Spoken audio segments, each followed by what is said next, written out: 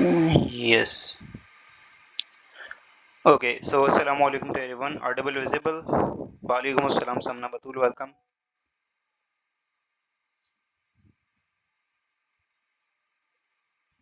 Hello, hello, hello. Walaikum assalam Madina Ibrahim, welcome, welcome to the Noon Academy. Alhamdulillah Nashta, I'm fine. What about you? Okay, so today we'll be talking about one of the most important topic, and that is acid rain. ठीक है, acid rain, ozone depletion and environmental resources. ये तीन चार topics हैं और इस chapter का फिर एक टॉपिक हमारे पास बच जाएगा, जो कि है हमारे पास पॉपुलेशन डायनेमिक्स। ठीक है, तो चलें, let's start with acid rain. So yes, क्या होती है एसिड रेन? क्या H2SO4 की बारिश होती है इसमें? What is acid rain? Yes, anyone? देखें हमारे पास,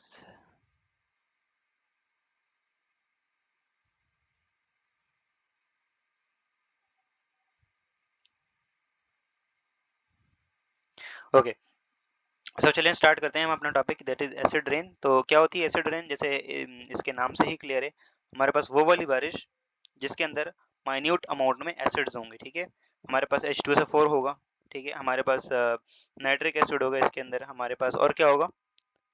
यस, कार्बोनिक एसिड होगा। ठीक है, H2CO3। ठीक है, तो ये एसिड्स हमारे पास रेन में होंगे। ठीक है, ये क्यों होंगे? तो अभी बात करते हैं इसकी।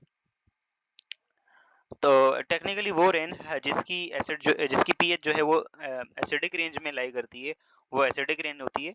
और वो एसिडिक क्यों होती है? तो उसके अंदर एसिड के मॉलिक्यूल्स होते हैं, उसमें H2SO4 होता है, उसमें नाइट्रिक एसिड होता है, उसमें ये वाले एसिड होते हैं। तो भाई ऊपर कौन एसिड बनाता है? एटमॉस्फेयर में एसिड कहाँ से आ जाता है? क्या लेबोरेटरी में से ले जाके ऊपर बोतल खाली कर दी जाती है और वहां से फिर एसिड नीचे बरसता है? ऐसा होता है क्या? ऐसा होता है? एसिड रेन ऐसी होती है? तो ऐसा सीन नहीं है। यहाँ पे हमारे पास क्या होता है, हमारे पास ना नाइट्रोजन के जो ऑक्साइड होते हैं, ठीक है, इन्हें हम कॉमनली नॉक्स कहते हैं। क्या कहते हैं? नॉक्स। नाइट्रोजन के जो ऑक्साइड होते हैं, और जो सल्फर के ऑक्साइड होते हैं उन्हें हम सॉक्स कहते हैं। ठीक है, तो जो नॉक्स और सॉक्स होते हैं, जैसे फॉर एग्जांपल हमारे पास नाइट्रोजन डाइऑक्साइड है, ठीक है, N2O। ठीक है, इसी तरह से हमारे पास और क्या है? हमारे पास सल्फर डाइऑक्साइड है। ठीक है, और इसी तरह से हमारे पास कार्बन डाइऑक्साइड होती है। तो ये ऊपर एटमॉस्फेयर में जाके ना वाटर होता है। ठीक है, वाटर होता है, वाटर तो एटमॉस्फेयर में है ना। ठीक है, ये वाटर हमारे पास एटमॉस्फेयर के अंदर है। और ये जो नाइट्रोजन डाइऑक्साइड है, ये हमारे पास जो फॉसिल फ्यूल्स की बर्निंग होती है ना, वहां से रिलीज होती है। सल्फर डाइऑक्साइड कहाँ से रिलीज होती है?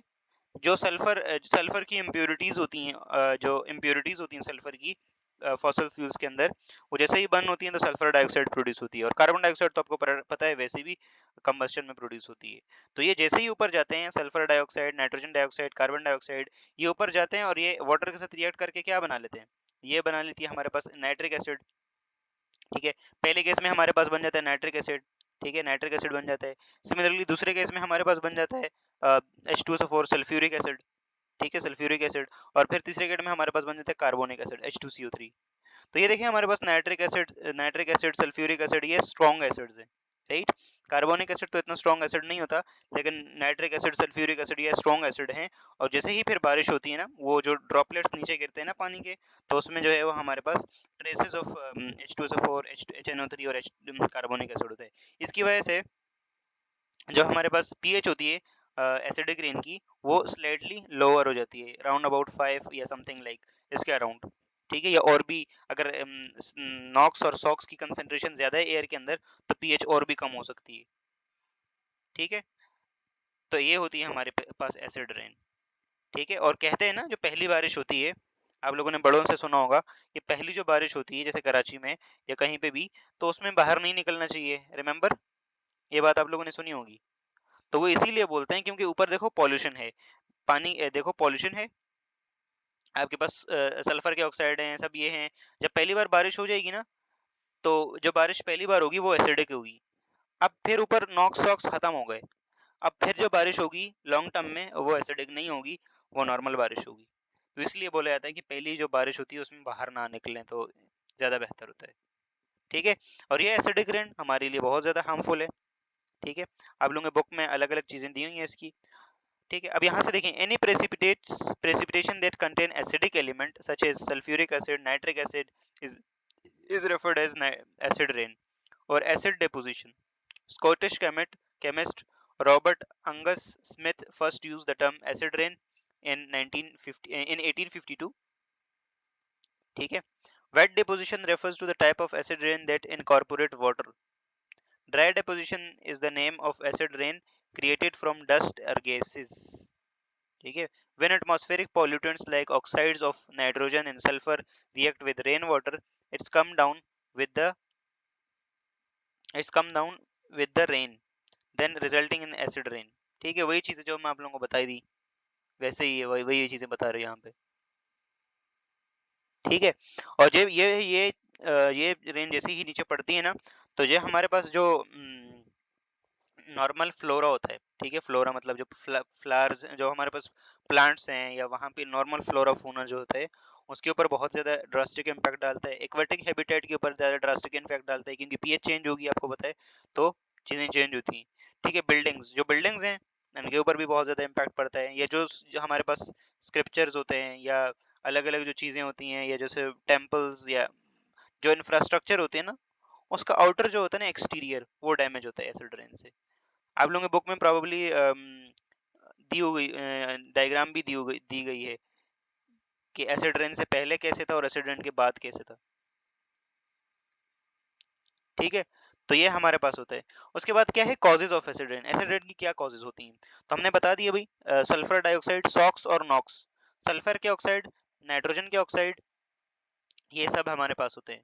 ठीक है। ये क्यों होते हैं भाई, तो ये हमारे पास जिस जिस ऑयल के अंदर, या जिस फॉसल फ्यूल के अंदर सल्फर का कंटेंट ज्यादा होता है, ठीक है, वैसे तो सल्फर को निकाला जाता है, लेकिन कई बार सल्फर का कंटेंट रह जाता है, तो वो उससे एसिड रेन होती है। ठीक है। ओके। तो the cause of acid rain are sulphur in nitrogen particles. ठीक है। सल्फर और नाइट्रोजन के जो पार्टिकल्स होते हैं, which get mixed with wet component of rain. These particles can found in two ways, इधर मैन मेड, ये मैन मेड हो सकते हैं, ह्यूमन एंथ्रोपोजेनिक हो सकते हैं, that is emission that given out from the industries, और बाय नेचुरल कॉजेज। तो ये जो हमारे पास ना ये जो नॉक्स हैं और सॉक्स हैं, एक तो ये एंथ्रोपोजेनिक सोर्स से भी आ सकते हैं, फॉर एग्जांपल हम ह्यूमंस की वजह से, जैसे एमिशन होती है, इंडस्ट्रियल एमिशंस। ठीक है। और दूसरा नेचुरल एक्टिविटी जैसे वोल्केनिक इरप्शन हो गई, ठीक है, तो कोई लाइटनिंग हो गई, या वोल्केनिक इरप्शन हो गई, ठीक है, उस वजह से नाइट्रोजन के ऑक्साइड और सल्फर के ऑक्साइड्स बनते हैं। ठीक है। तो वोल्केनिक इरप्शन से हो गया, ये सारी चीजें। Human are also responsible for producing more than half of these chemicals through the burning of coal in power plants, commercial boilers, sizable smelters, and extract metal from the ores. आप लोगों ने metallurgy पढ़ी है? Metallurgy, metals को जो extract करते हैं, aluminium, copper, ये सब। तो इस वाले प्रोसेस में जो स्मेल्टिंग होती है, स्मेल्टर्स जो होते हैं, उनमें से अच्छी खासी चीजें निकलती हैं। ठीक है। तो इन द शॉर्ट टर्म जो नॉक्स और सॉक्स होते हैं, ठीक है, वो हमारे पास फॉसल फ्यूल्स के बर्निंग से होते हैं, जो anthropogenic source in industrial emission में, और नेचुरल सोर्सेज जैसे लाइटनिंग हो गई। ठीक है। लाइटनिंग हो गई, आपको पता है एयर के अंदर नाइट्रोजन वैसे ही ऑक्सीजन भी है, दोनों मिलकर नॉक्स बना लें। ठीक है। इसी तरह से हमारे पास नेचुरल एक्टिविटी में कोई वोल्केनिक इरप्शन हो गया, कुल वोल्केनो फट गया, तो ये हो सकते हैं। इफेक्ट क्या होते हैं एसिड रेन के, तो number 1, animal, vegetation and agriculture are negatively impacted, ठीक है, by acid rain. Each and every nutrients needed for plant life and growth is washed away. ठीक है। Aquatic systems are impacted when acid rain builds up on the ground and enters into the pond, river, lake, etc. ठीक है। तो आप लोगों की जो crops हैं, उस पर बहुत बुरा इम्पैक्ट पड़ता है। आपको पता है पीएच के चेंज से जो सॉइल की पीएच होती है वो चेंज हो जाती है। सॉइल की पीएच चेंज होने से क्रॉप्स की प्रोडक्शन, यील्ड में फर्क पड़ता है। ठीक है। इसी के साथ साथ जो एनिमल्स हैं उनके ऊपर फॉर एग्जांपल ज़्यादा एक्सपोजर हो गया एसिडिक रेन का, तो स्किन डैमेज और बाकी दूसरे डैमेजेस हो सकते हैं। ठीक है। तो इस तरह से हमारे पास एसिड रेन के, और इसी के साथ साथ फिर जो एक्वेटिक लाइफ है, जो वाटर वाली लाइफ है, जो पॉन्ड में है, रिवर में है, लेक्स में है, ओशियंस में है, उस पे भी ड्रास्टिक इम्पैक्ट पड़ते हैं, क्योंकि वहां पे भी पीएच चेंज होगी। तो आपको पता है एक लिविंग सिस्टम जो है वो एक पर्टिकुलर पीएच में रहता है ना, ठीक है। Not only pollutants that water but also changes the chemistry in the way it is difficult for aquatic ecosystem to exist। तो यस, एक तो उनके लिए ये वाटर जो पीएच कम हो जाती है ना वाटर की, तो ये वाटर पॉल्यूशन भी कॉज कर देता है, ठीक है। तो इसे हम वाटर पॉल्यूटेंट के तौर पे भी काउंट करते हैं, और साथ साथ में एक चीज ये है कि ये इकोसिस्टम को डिस्टर्ब कर देता है, एक्वेटिक इकोसिस्टम को वहां पे रहना फिर मुश्किल हो जाता है। Acid rain can contribute to leaching of heavy metals like iron, lead and copper into drinking water, ठीक है। फॉर एग्जाम्पल कोई स्कल्पचर, कोई ऐसा वो था ना, कोई ऐसा हेरिटेज साइट थी जहाँ पे जो है वो, वालेकुम अस्सलाम Hamna, welcome welcome to drone academy. तो हमारे पास कोई ऐसा स्क्रिप्चर था जो कॉपर का बना हुआ था। अब एसिड रेन आ गई, एसिड, आपको पता है नाइट्रिक एसिड में कॉपर डिसॉल्व हो जाता है। नाइट्रिक एसिड में एक्वेरिजिया आप लोगों ने पढ़ा होगा, एक्वेरिजिया, एक्वेरिजिया। तो कॉपर इसके अंदर डिसॉल्व हो जाता है। आप लोगों ने डिफरेंट मेटल्स का पढ़ा होगा, गोल्ड का, डिफरेंट डिफरेंट का। तो कॉपर इसमें डिसॉल्व होके ड्रिंकिंग वाटर में आ गया। तो ड्रिंकिंग वाटर में आने के बाद जो है हमारे लिए वो बहुत बैड इम्पैक्ट पड़ता है उसका, क्योंकि बहुत सारे लोग रेन वाटर के ऊपर वो करते हैं ना, डिपेंडेंट होते हैं, ठीक है। इसी के साथ साथ हमारे पास देखें, yes, as well as corroding the pipes, जो पाइप्स होते हैं ना उनकी कोरोडिंग भी होती है। Taj Mahal, one of the 7 wonders of the world, is largely affected due to acid rain. Taj Mahal, Taj Mahal acid rain से इम्पैक्टेड है, ठीक है। इसी के साथ साथ बाकी इसने चीज़ें बताई, affected acid rain because of Agra has many industries. हाँ, ताजमहल आगरा में है ना, तो वहाँ पे बोल रहे हैं कि इंडस्ट्रीज बहुत ज़्यादा हैं, तो ऊपर जाता है, ऊपर जाता है, फिर ऊपर से वापस नीचे आता है। जब ज़्यादा बारिश होता है तो ज़्यादा पानी आता है, ज़्यादा नॉक्स और ज़्यादा सॉक्स ऊपर जाता है तो ज़्यादा H2SO4 और ज़्यादा HNO3 नीचे आता है। और इस तरह से ताजमहल और इस तरह की रिलेटेड चीज़ें डैमेज होती हैं। इसके बाद है ओजोन लेयर डिप्लीशन। आपको पता है हमारी एटमॉस्फेयर में एक लेयर है O3, ओजोन लेयर। ये क्या करती है, ये सूरज में से जो अल्ट्रा वायलेट रेज होती हैं, हार्मफुल अल्ट्रा वायलेट रेज, उनको हमारी जमीन तक पहुंचने में से रोकती है, ठीक है। अब ये हमारे पास जो O3 है ना, ozone layer, yes, protection provide करती है। और अगर ये जो हार्मफुल यूवी रेज हैं ये जमीन तक पहुंचे हैं, तो बहुत सारे डिफरेंट डिफरेंट टाइप्स के जो कैंसर्स है ना, वो प्रिवेल करने लगेंगे सोसाइटी के अंदर। जैसे फॉर एग्जांपल आप लोगों के पास है स्किन का कैंसर, बहुत कॉमन हो जाता है इससे, ठीक है। तो बैक इन 90s, 1990s में जो है वो ओजोन लेयर की डिप्लीशन हुई थी, ठीक है। और इसकी डिप्लीशन कैसे हुई, यस, इसकी डिप्लीशन कैसे हुई, तो इसकी डिप्लीशन ऐसे हुई कि जो हमारे पास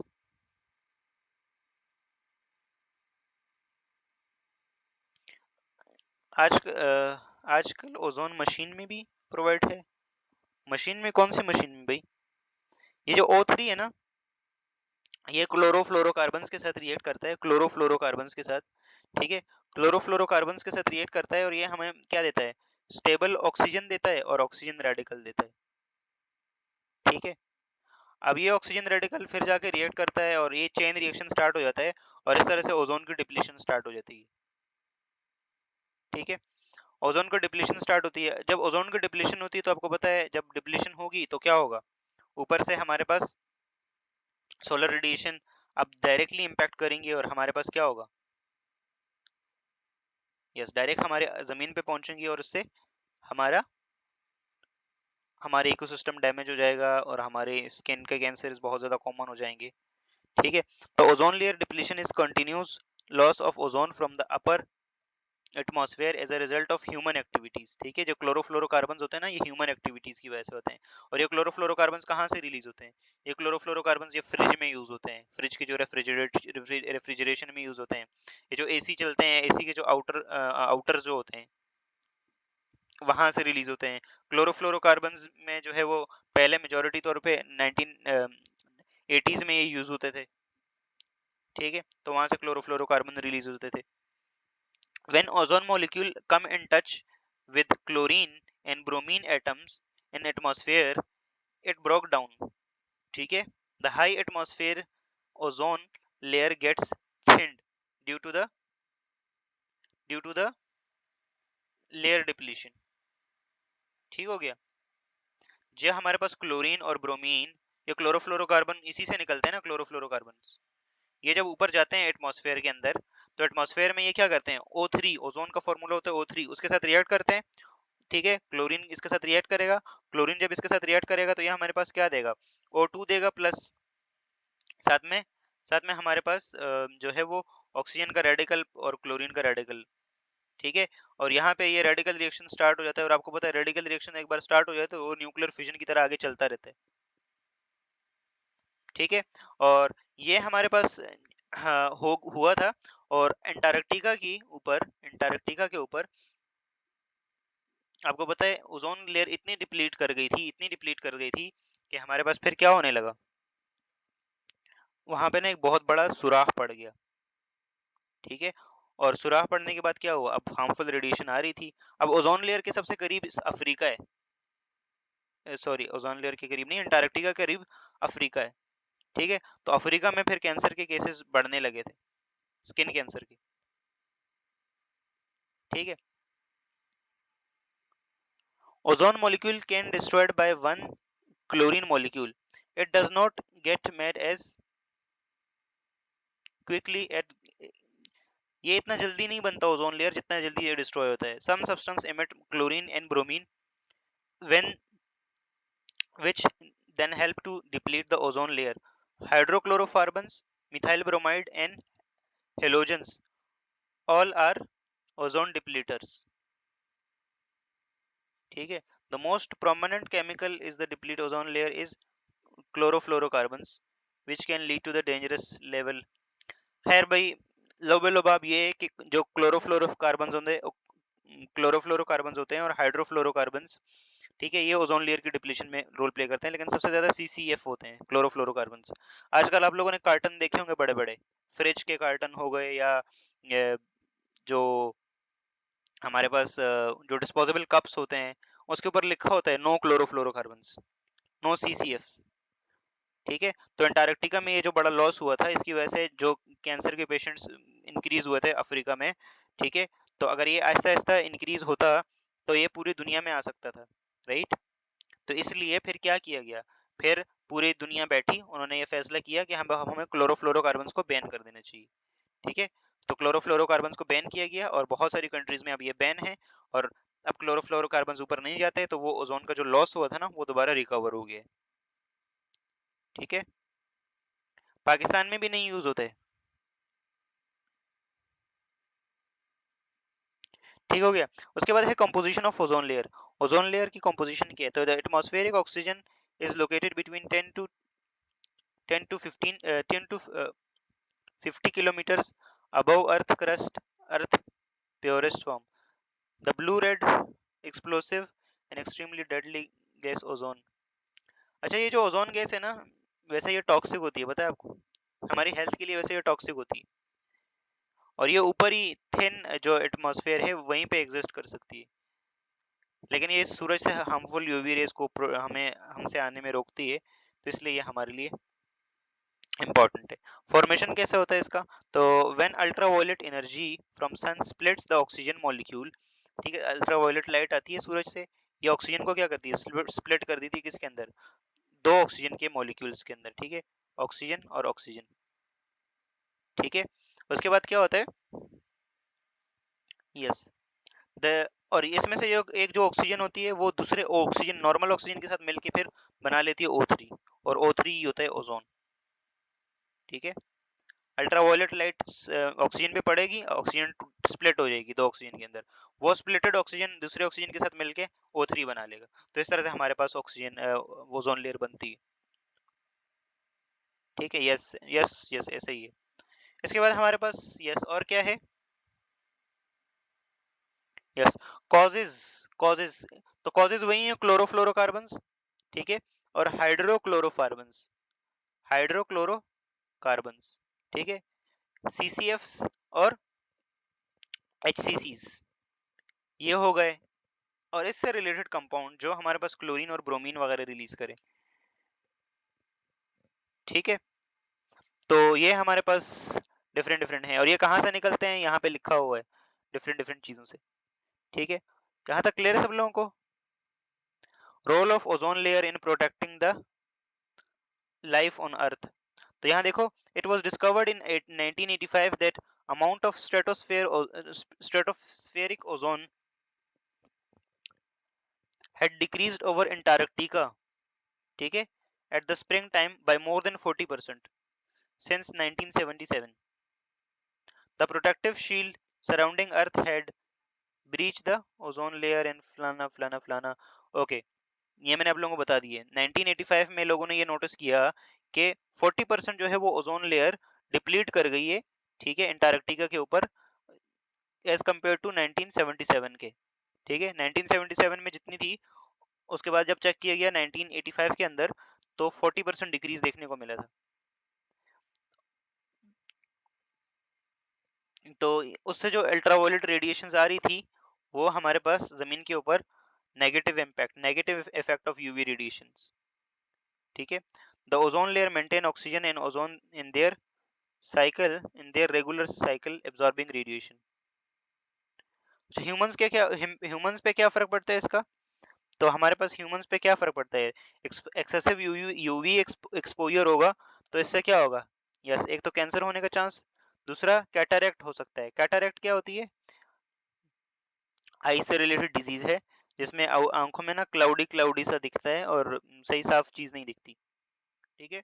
तो कैटरेक्ट हो सकता है, ठीक है। और इसके अलावा फाइटोप्लैंक्टन्स के ऊपर बहुत फर्क पड़ता है, ठीक है। ओके, आगे चलें। इसके बाद है हमारे पास चेरनोबिल न्यूक्लियर इंसिडेंट्स, ठीक है, या चेरनोबिल डिजास्टर। तो 26 अप्रैल 1986 को मैंने आप लोगों को वीडियो भी सेंड की थी, आप लोगों ने देखी है चेरनोबिल डिजास्टर की वीडियो? चेरनोबिल डिजास्टर की वीडियो देखी है? यूक्रेन में ये न्यूक्लियर पावर प्लांट था, और इससे हमारे पास क्या हुआ था? नहीं देखी? शाबाश, वेरी गुड। ओके, तो उस वक्त जो यूएसएसआर हुआ करता था 1986 में, union of Soviet socialist Republic, और उसके अंदर यूक्रेन उसके अंदर आता था, ठीक है। आजकल उसने यूक्रेन पे हमला किया हुआ है, तो यूक्रेन उस वक्त यूक्रेन जो है वो उसके अंदर आता था। तो यूक्रेन में एक न्यूक्लियर पावर प्लांट था विच इज कॉल्ड चेरनोबिल, और चेरनोबिल में 26 अप्रैल 1986 को चेरनोबिल डिजास्टर हुआ था। उसमें जो है वो जो चेलर थे, जो कूलेंट वाला सिस्टम था न्यूक्लियर पावर प्लांट का, वो काम नहीं किया था, और वहां से जो है वो क्या हुआ, एकदम एक्सप्लोजन हुआ, ठीक है। तो Ukraine Chernobyl, at Ukraine's Chernobyl nuclear power plant, a fire and explosive released a large amount of radioactive contaminants into atmosphere, ठीक है, which spread across the much of the western USSR and Europe. Aside from 57 direct deaths in the accident, ठीक है, जैसे ही accident हुआ 57 deaths वहीं पे हुई, और उसके बाद अप्रोक्सीमेटली कई दई सैकड़ा हजार 10,000 लाख वर्कर्स वर एलोकेटेड, affected, और उससे डायरेक्टली कितने लोग इफेक्ट हुए थे? 5 लाख, ठीक है। वहां जितनी भी बड़ी सिटी थी ना, वो सबको एवेक्यूएट करना पड़ा था जी। यूएसएसआर पहले, यस, पहले रशिया जो था वो यूएसएसआर था, उसमें सारी जो ये सेंट्रल एशियन कंट्रीज हैं, या उज्बेकिस्तान, ताजिकिस्तान, ये सब, और ये यूक्रेन वगैरह, ये सब उसका पार्ट था। लेकिन 1989 के अंदर ये यूएसएसआर टूट गया था,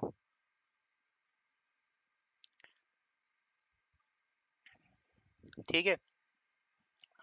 तो इतने सारे लोगों को डायरेक्ट 57 लोग तो डायरेक्ट उसी ऑन द स्पॉट मर गए, ठीक है। और उसके बाद हमारे पास 5,000 लोगों को 5 लाख लोगों को डायरेक्टली इफेक्ट हुआ। 2005 में United nation scientific committee on the effect of atomic radiation predict that up to 4,000 additional cancer deaths from the accident would occur among that much individuals. ठीक है, 5 लाख लोग उससे डायरेक्टली इम्पैक्ट हुए थे, ठीक है। और यूनाइटेड नेशन की रिपोर्ट के अकॉर्डिंग कितने 4,000 एडिशनल केसेस जो हैं वो रेडियो एक्टिविटी के जो रेडिएशन से एक्सपोजर हुए हैं जिनका, उनकी डेथ होगी, ठीक है, आने वाले जो 6 लाख लोग हैं।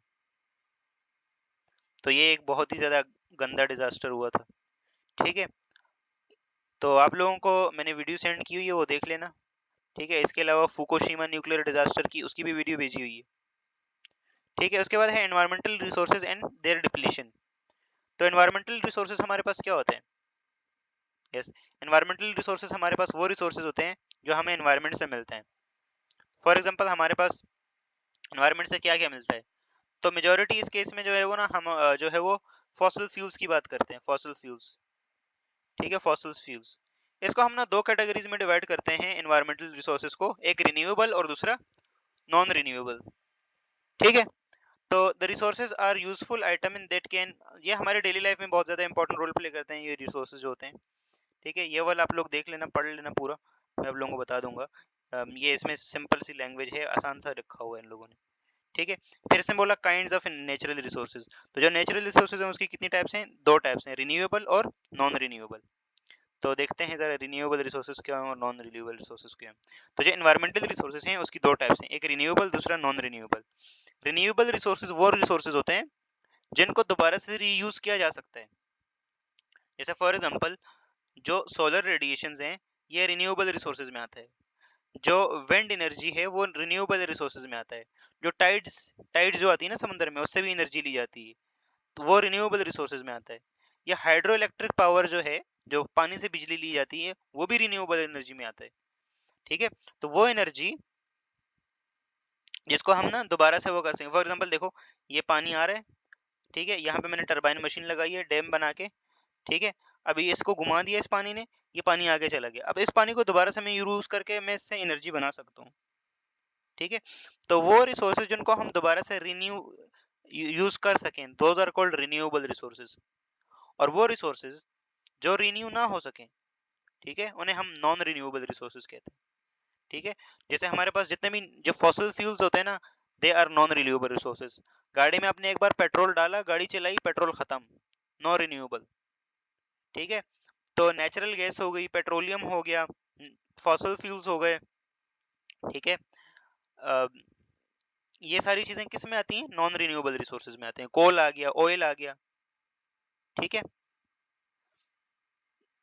तो हमें कौन सा रिसोर्सेज की ज्यादा जरूरत है, रिन्यूएबल नॉन रिन्यूएबल? किसी भी कंट्री का जो पॉपुलेशन है, ये जो हमारे पास इकोनॉमी है, वो कौन से रिसोर्सेज पे चलनी चाहिए, रिन्यूएबल पे, नॉन रिन्यूएबल पे? रिन्यूएबल पे, वेरी गुड। क्योंकि एक कंट्री की एनर्जी की रिक्वायरमेंट होती है, कंट्री को ग्रो करना है तो उसको एनर्जी तो करनी ही करनी है, ठीक है। रिन्यूएबल एनर्जी का दूसरा ये है कि ये एनवायरमेंटली फ्रेंडली होती है, इसमें कार्बन डाइऑक्साइड का लॉस ज्यादा नहीं होता, और जो ग्लोबल वार्मिंग और क्लाइमेट चेंज वाली चीज है ना, वो नहीं होती, ठीक है। लेकिन हमारे पास यस, जो नॉन रिन्यूएबल रिसोर्सेज होते हैं, जो फॉसिल फ्यूल्स हो गए, गैसोलीन, कोल, ऑयल, ये सब, इनको जलाओ तो क्या होता है? कार्बन डाइऑक्साइड रिलीज होती है, और कार्बन डाइऑक्साइड आपको पता है वैसे ही क्या करवाती है, ये आप लोगों को बेहतर पता है, मैं इसको क्या ही बताऊं, ठीक है। यहाँ तक क्लियर है सब लोगों को? Renewable non renewable resources clear है? उसके बाद हमारे पास डिप्लीशन ऑफ एनवायरमेंटल रिसोर्सेज। ये जो एनवायरमेंटल रिसोर्सेज होता है ना, रिन्यूएबल नॉन रिन्यूएबल रिसोर्सेज, ये जो है वो इनका ना लॉस होता है, ठीक है। फॉर एग्जांपल जो जितने भी, फॉर एग्जांपल ऑयल है ना, देखो जितनी भी गल्फ वाली कंट्रीज हैं, सऊदी अरेबिया है, ठीक है, दुबई, यूएई, कतर वगैरह, ये सब, वो देखो उन्होंने अपनी जो इकोनॉमी है ना उसको ऑयल बेस से हट के अब ना वो टूरिज्म और इस चीजों में ज्यादा वो कर रहे हैं। दुबई में जैसे देखो उन्होंने तो कर भी ली है, कितने टूरिस्ट आते हैं वहाँ, क्योंकि ऑयल पे कब तक आप जिंदा रहेंगे? ऑयल एक दिन खत्म हो जाएगा, फिर आपको कोई पूछेगा ही नहीं, ठीक है। तो सिमिलरली और ये देखो नासा के नासा भी जो एक्सप्लोर करते हैं बाहर, जो मिशंस होते हैं मून्स का, मार्स का, या डिफरेंट डिफरेंट, उनका भी एम यही है कि भाई अब यहाँ पे हमारे पास जमीन पे एक ना एक दिन तो रिसोर्सेज खत्म होने हैं, जितने भी रिसोर्सेज हैं वो खत्म हो जाएंगे एक ना एक दिन, तो फिर हम क्या करेंगे? तो इसलिए हमें ये डिप्लीशन होती है एनवायरमेंटल रिसोर्सेज की, इसलिए हमें नॉन रिन्यूएबल रिसोर्सेज चाहिए, सॉरी रिन्यूएबल रिसोर्सेज चाहिए। हाँ मैं जमीन बस क्या करें, हमें तो वैसे भी कोई नहीं पूछता। हमारे जो नेचुरल रिसोर्सेज हैं, लोगों ने अपने नेचुरल रिसोर्सेज से फायदा उठा उठा के अपनी कंट्रीज बिल्ड कर ली। हमारे जो नेचुरल रिसोर्सेज हैं उसमें जो है वो हमने फायदा ही नहीं उठाया भाई। आप लोगों ने नाम सुना है रिकवोडिक का? रिकवोडिक, रिकवोडिक गैस। रिकवोडिक में इतना सोना है, इतना बोला जाता है कि हाँ, अराउंड हमें $25 बिलियन दे सकता है वो ईयरली, $25 बिलियन। रेकवोडिक केस, रेकवोडिक इज अ सोने की माइन, यस। 25, yes $25 yes. 2002 में कुछ 2002 आसपास में इसमें जो है वो उसका मसला हुआ था। पाकिस्तान ने जो है वो, पाकिस्तान के पास क्योंकि एक्सट्रैक्ट करने की जो मेटलर्जी होती है ना, आप लोगों ने जो पढ़ा है, ये जो बुक में पढ़ते हैं आसानी से, अल्युमिनियम को ऐसे एक्सट्रैक्ट करना है, कॉपर को ऐसे, जिंक को ऐसे, फलाने को ऐसे, फलाने को ऐसे, ये इतना आसान तरीका नहीं होता। इसके लिए हैवी मशीनरी चाहिए होती है, बड़ी बड़ी इंजीनियरिंग्स की वो चीज़ें चाहिए होती हैं। तो पाकिस्तान ने जो है वो आई थिंक इटली, इटली की कोई कंपनी थी या कहाँ की थी, I don't know exactly remember, मुझे नहीं है, लेकिन उनसे वो किया था। तो उन्हें जो है वो कुछ परसेंट उनको देंगे और कुछ परसेंट पाकिस्तान रखेगा, उसका जो प्रॉफिट आएगा। फिर केस चला गया था इंटरनेशनल कोर्ट में, और पाकिस्तान के ऊपर जुर्माना भी लगा था रिकवोडिक के उसमें, पाकिस्तान ने कुछ गलत बयानी की थी। पहले जो है पाकिस्तान ने बोला था कि भाई हम 50% कंपनी को देंगे, बल्कि आई थिंक, हाँ 50% कंपनी का होगा, 50% पाकिस्तान का होगा। पाकिस्तान के कोई साइंटिस्ट आए, उन्होंने बोला यार 50% कम कंपनी को क्यों दें? तो फिर पाकिस्तानी गवर्नमेंट ने उसको उसको ब्रीच कर दिया, उसको मतलब करने की कोशिश की। फिर वो कंपनी उसको इंटरनेशनल कोर्ट ऑफ जस्टिस में लेके गई। इंटरनेशनल कोर्ट ऑफ जस्टिस में पाकिस्तान को दिया ठोक के, पता नहीं $1 बिलियन का फाइन, ये कितना। और अब जाके दोबारा रिकवोडिक का मसला हल हुआ है।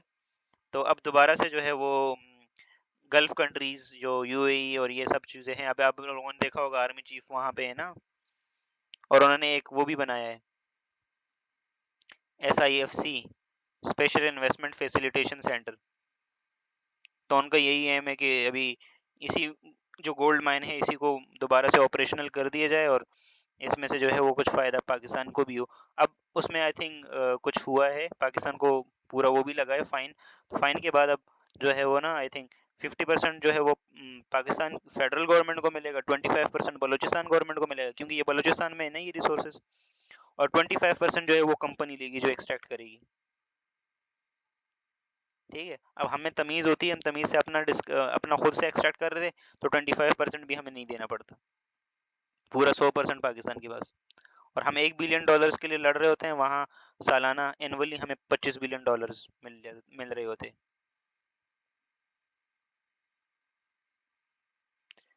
अरे भाई हमारे पास इतने नेचुरल रिसोर्सेज हैं, हमारे पास कोल के रिसोर्सेज दुनिया में दूसरे तीसरे नंबर पे सबसे ज़्यादा हैं। ठीक है, इसी तरह से गोल्ड के ये जो रिसोर्सेज हैं, इसका बोला जाता है कि आने वाले कई सारे टाइम तक, कम से कम 10-15 साल तक ये चल सकते हैं। ठीक है, तो हर 10-15 साल को आपको $25 बिलियन मिल रहे हैं फ्री के, तो क्या बुरा है? हमारी इकोनॉमी $25 बिलियन की नहीं है पूरी। ठीक है, और सिमिलरली कोल के ऊपर इतना वो करें, फिर इसी के साथ साथ पाकिस्तान बलूचिस्तान में कॉपर के रिसोर्सेज भी अच्छे खासे हैं। तो रिसोर्सेज अच्छे खासे हैं, लेकिन बस यूज करना नहीं आया हमें। ठीक है, खैर आगे बढ़ते हैं भाई। तो द एग्जॉस्शन, तो इस तरह से जो रिन्यूएबल रिसोर्सेज हैं वो डैमेज होते रहते हैं, खत्म होते रहते हैं ना कोई ना कोई। ठीक है, जी जी मैं जमीन बिल्कुल। अच्छा, इसके जो कॉजेज ऑफ रिसोर्सेज डिप्लीशन, तो क्या कॉजेज हैं भाई? ओवर कंजम्पशन, कंजम्पशन बहुत ज्यादा हो रही है, पॉपुलेशन बढ़ रही है, कंजम्पशन बढ़ रही है। ठीक है, इसके साथ साथ हमारे पास ये डिफरेंट डिफरेंट चीजें हैं, ओवर पॉपुलेशन। ठीक है, एन एन इक्विटेबल डिस्ट्रीब्यूशन, ठीक है, अनइक्वल डिस्ट्रीब्यूशन, ठीक है, एरोजन्स, इरिगेशन, माइनिंग, ये सारी चीजें जो है वो एनवायरमेंटल जो रिसोर्सेज हैं उनको कम से कम कर रही हैं। कन्वेंशनल एनर्जी कौन सी एनर्जी होती है? वो एनर्जी जो हमारे पास किससे आती है? Yes, conventional source of energy are those that have been used since prehistoric times, ठीक है, जो कन्वेंशनल मतलब क्लासिकली पहले से चलते हुए आ रहे हैं। तो जो कोयल है, कोल है, ऑयल है, ठीक है, these are the conventional resources. Halogen का मतलब हमारे पास ये है ना, वो जो मट्टी होती है ना, मट्टी एरोड हो जाती है, एरोड पानी के साथ, तो उसमें इंपॉर्टेंट मिनरल्स वगैरह जितने भी हैं वो पानी में चले जाते हैं, ठीक है। फॉसिल फ्यूल्स, तो हमारे पास जितने भी एनर्जी की जो रिक्वायरमेंट्स हैं वो 95% जो इलेक्ट्रिसिटी की डिमांड्स है कहाँ से आ रही है? फॉसिल फ्यूल से आ रही है, ठीक है। न्यूक्लियर एनर्जी, यूरेनियम 235 जो है ये आइसोटोप है यूरेनियम का, ये न्यूक्लियर ये रेडियोएक्टिव आइसोटोप है, ये हमारे पास यूज होता है एनर्जी के लिए, न्यूक्लियर फिजन फ्यूजन रिएक्शंस।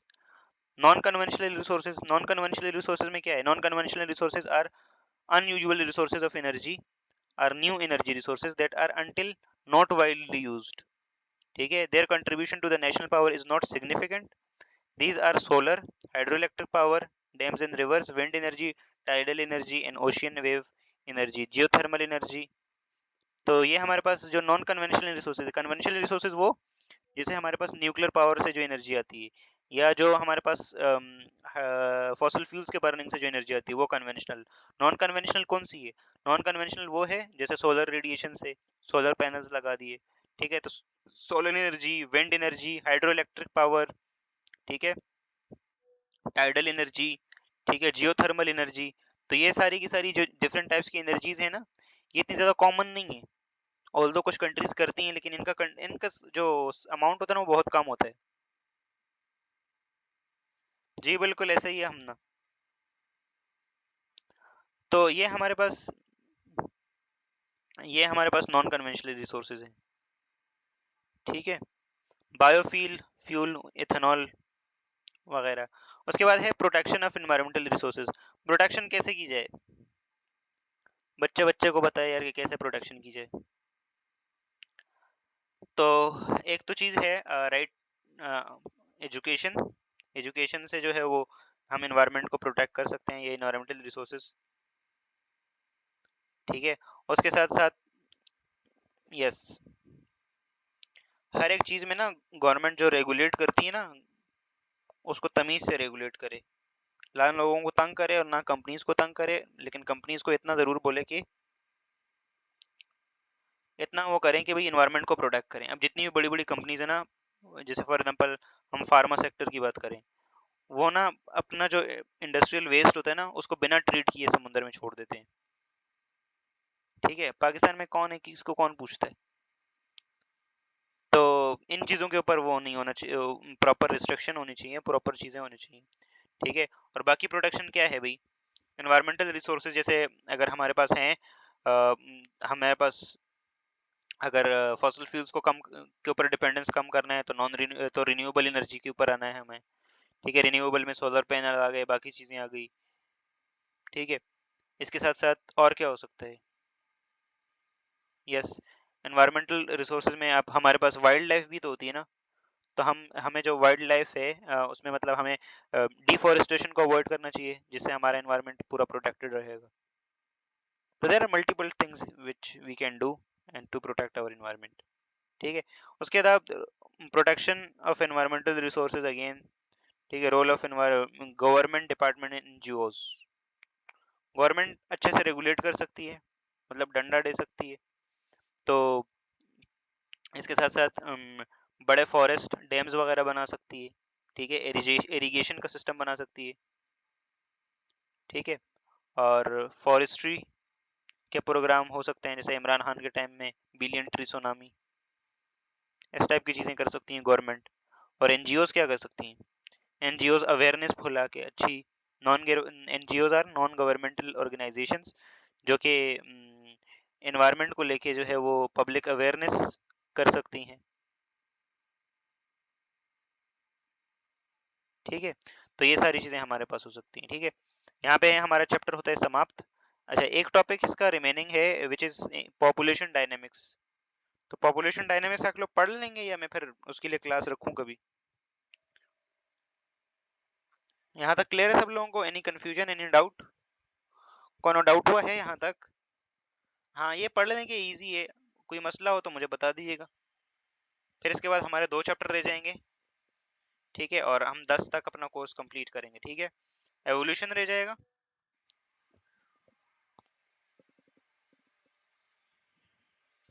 ठीक है, क्रिस्टोफर क्लारो यहाँ तक?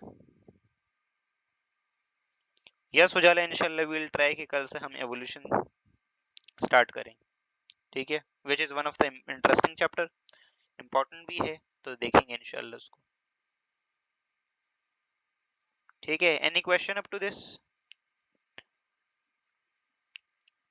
किसी का कोई सवाल, कोई जवाब, any question, any suggestion?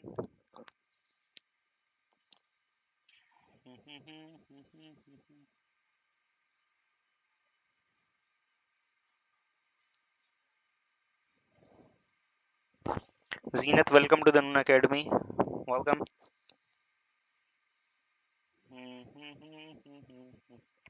Tahreem, welcome. Simran, ये कौन सी वाली सिमरन है भाई? सिमरन, सिमरन वेलकम।